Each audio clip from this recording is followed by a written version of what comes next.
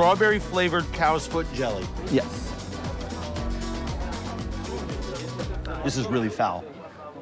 Texturally, this is flavored foot jelly treated with enough chemicals to make it able to sit in a bag for months in the heat of Rio de Janeiro. Woo! This food is much better avoided. I love markets like this with curbside restaurants buying their food next door and cooking it for hungry shoppers. We are eating a mix between Portuguese and Northeastern food. This is, in Portuguese, rabada com agrião, which... Translation, oxtail with watercress.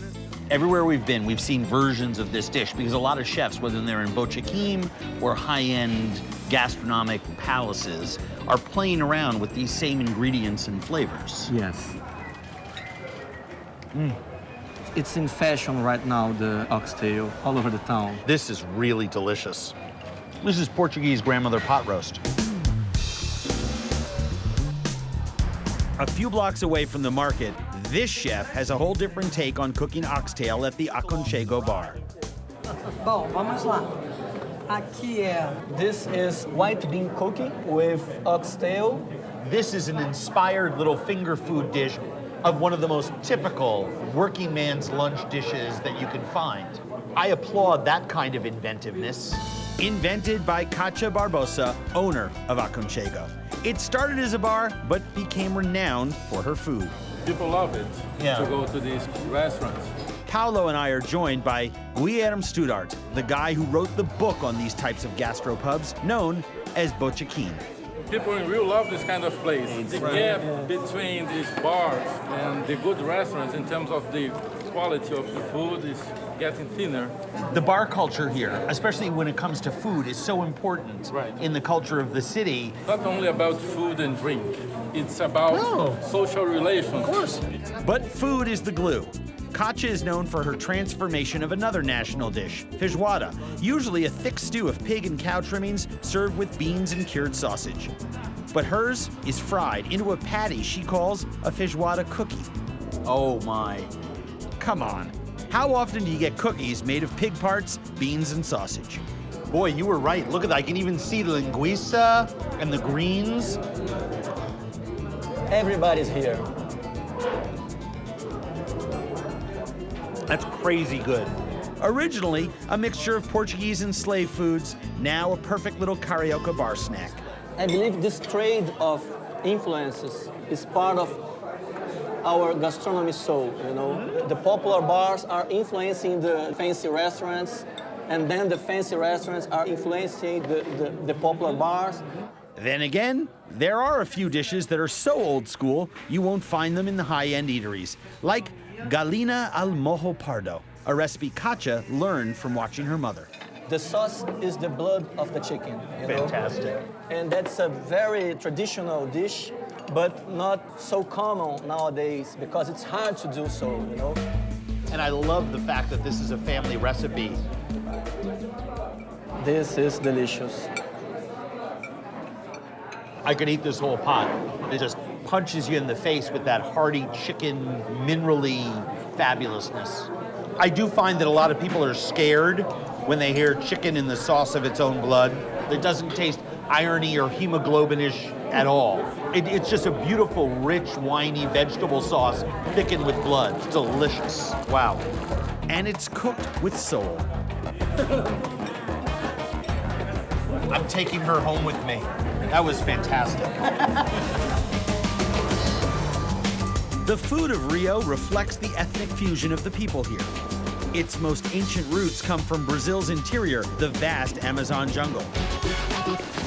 And Felipe Bronze, one of Rio's brightest culinary stars, is creating avant-garde cuisine with little-known rainforest discoveries. Most of these ingredients come from the Amazon forest. So like this leaf here is jambu. Jambu. Jambu is amazing. This is Yeah. electric leaf. Electric leaf. Yeah, it kind of makes your mouth a touch bit tickling. I mean, you're almost getting high, huh? Your whole mouth turns numb and goes tingly. Felipe studied in New York and returned to Rio to run a number of major hotel kitchens before coming to Oro Restaurant. He's a high wattage dude. Felipe and his staff are bursting with new ideas and testing out exciting ingredients like the jambu flower and fruit. Dehydrated, they're more potent than the leaf. This is a new ingredient for most people, and the world of ingredients in the culinary field is very limited. He sprinkles the jambu flower powder on a bellini, crowned with duck confit, and makes a sauce from the liquid of another native root. That's the extrusion from the yucca. Yes. So in one mouthful, Felipe puts a classic Brazilian duck recipe through his Modernist filter using native jungle ingredients. Brilliant. This is a very, very important thing that's going on because this is the food that is authentically Brazilian. Yes, it is. Not Portuguese. No, that's not 100% Brazilian. It's come out of the jungle. It is. And it essentially gets eaten for the first time. Exactly. Ingredients like this, This is aviu. It's a tiny shrimp from the Amazon River. which he uses to encrust lobster tail, and then plates it with a salad dressed with acai berry puree mixed with an oil he creates from another rainforest plant I've never heard of. We call it here kumaru. Oh, wow. It's really fantastic. Really fantastic. It's like caramel and licorice mixed together. He uses the yucca juice again, charging it into a foam called tucupi. It's citrusy, it's starchy, potatoey. It's got that slight little fermentation. That's what's great about great chefs with a lot of energy and passion is they see the potential in ingredients and then we get to harness their energy. Felipe's favorite dish starts with the fruit seen most often in a typical Rio shake, the kind served at juice bars on every corner, which he tops with shavings of a foie gras torchon.